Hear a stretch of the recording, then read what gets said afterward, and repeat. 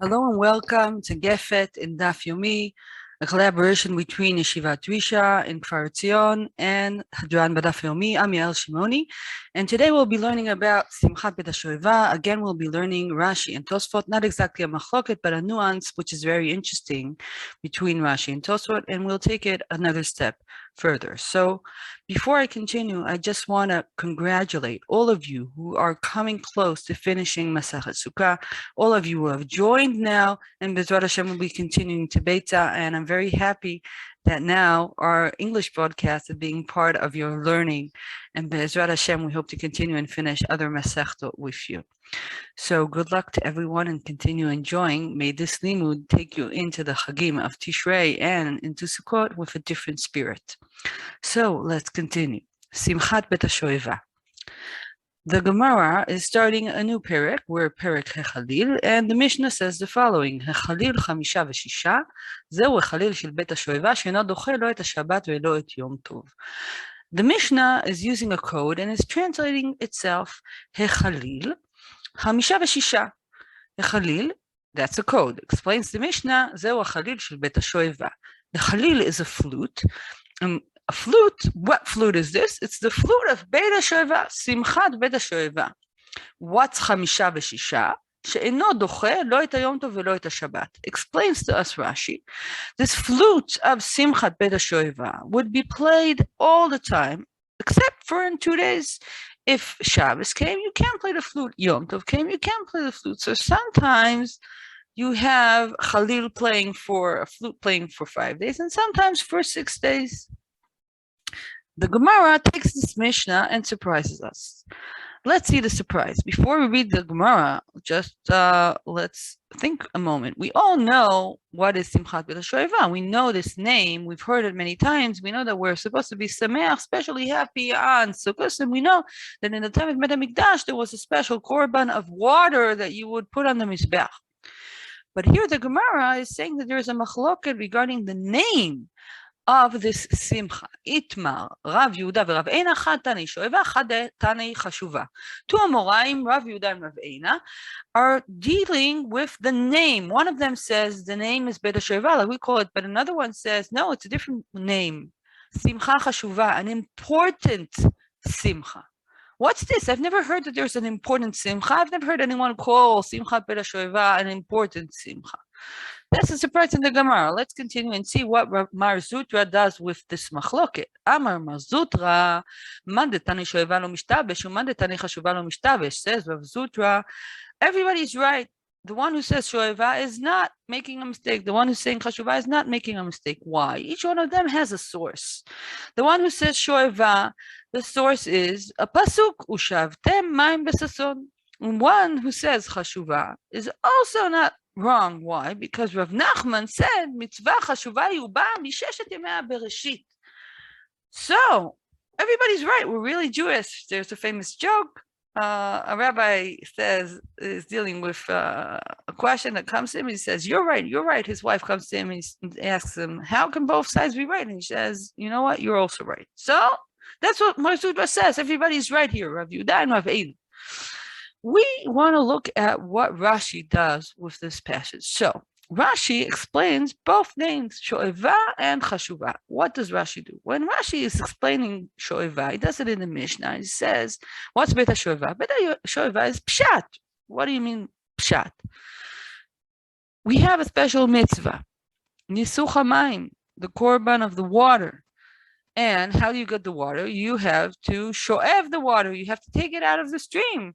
And there's a pasuk. So why do you call Simchat Beit HaShoeivah? Because there's a mitzvah of bringing water to the Mizbeach. Says Rashi, Kol simcha zo ina ela b'shbil nisuch hamayim.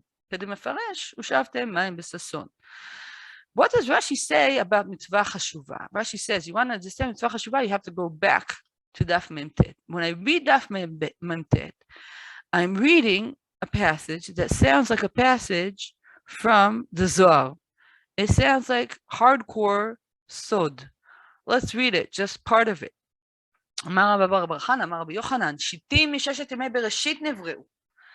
The shitin, which are the holes in the Mizbeach where you pour down the water and the wine when you bring it to the Mizbeach, they were created by God himself in the beginning, part of the making of the world was making two holes.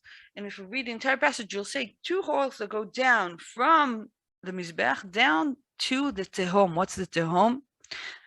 The first pasuk in בראשית ברא אלוקים את השמיים ואת הארץ, והארץ הייתה תוהו ובוהו וחושך על פני תהום. זה חז"ל, תהום is water. There was water there in the beginning when the world was still tohu vavohu. And when God created the world, he kept this water somewhere down below the earth. And when he built Even Ashdiyah, he made two holes going down. So we're doing the Sukkah and Sukkot is something very mystical. We're taking water from our world, we're pouring it down into a connection, down to the water of the world before it was really created by God in the 6 days. It's in the beginning of the earth, of the beginning of the Bria. So Rashi takes these two different names of Simchat Beit HaShoeivah, and he says one is Pshat and the other is Sod. Let's see what the Tosafot does with the same material. So Tosafot is, we'll look at the Tosafot discussing Tanei Shoeva. Okay, what Rashi said that was Pshat, Tosafot will say something different. Let's see. Tosafot says Chad Tanei Shoeva. Right, we have one Rav who's calling it Simchat Beit HaShoeivah. Rashi says it's because we put water on the Mizbeach, fine. Says Tosafot, בירושלמי מפרש שמשם שואבים רוח הקודש. Tosafot says, Yael, read the Yerushalmi. If you read the Yerushalmi, you will see that what we are shoev in Simchat Beit HaShoeivah is not water. It's something spiritual. It's Ruach HaKodesh. Boom. Tosafot made the pshat into sod. Rashi said it's just water. Tosafot says no, it's ruach hakodesh. So Tosafot says let's read the Yerushalmi. So let's read the Yerushalmi and see what the Yerushalmi says. אמר רבי יהושע בן לוי, למה נקרא שמע בית השואבה? שנאמר שמשם שואבים רוח קודש על שם ושאבתם מים בששון ממעייני הישועה. רבי יהושע בן לוי says the pasuk continues ושאבתם מים בששון ממעייני הישועה. Mayanei HaYeshua are the springs of Yeshua. That's something spiritual. What are we taking to ourselves in Simchat Beit HaShoeivah? It's not water, it's Ruach HaKodesh.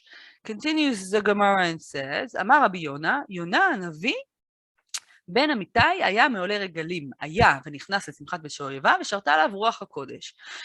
Our Navi of Yom Kippur, Jonah, he became a Navi when he came to be happy in Simchat Beit HaShoeivah. He was happy, and then what happened? He became a Navi.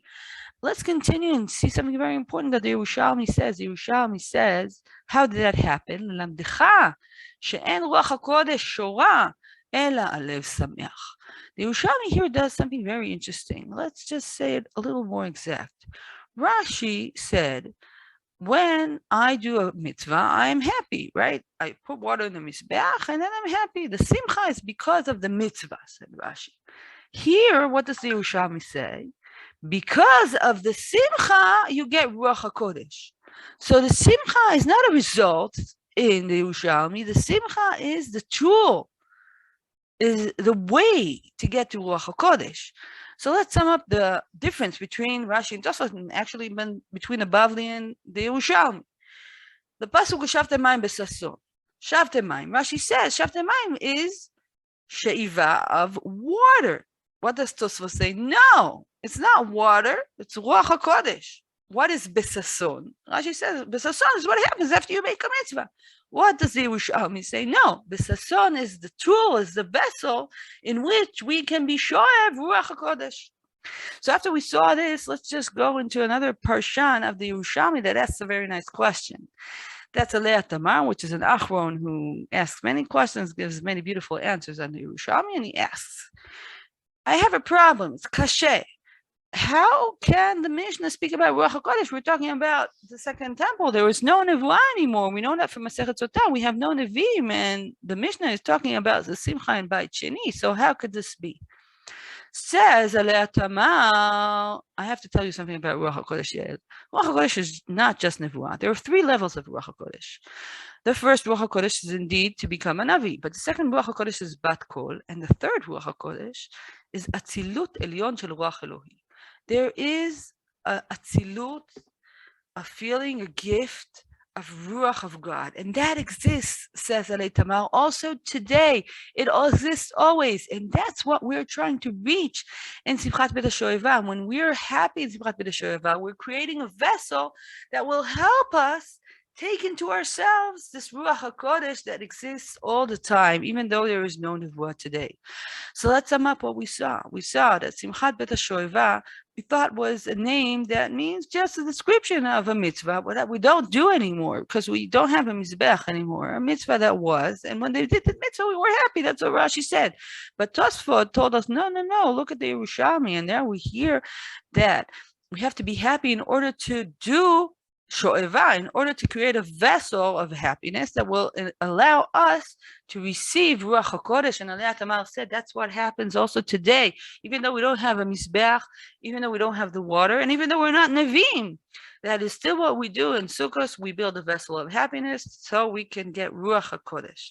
So Be'ezrat Hashem, I hope that your limud will be part of your simcha in Sukkot, and Be'ezrat Hashem will be happy, and that happiness will bring Ruach HaKodesh upon you. להתראות.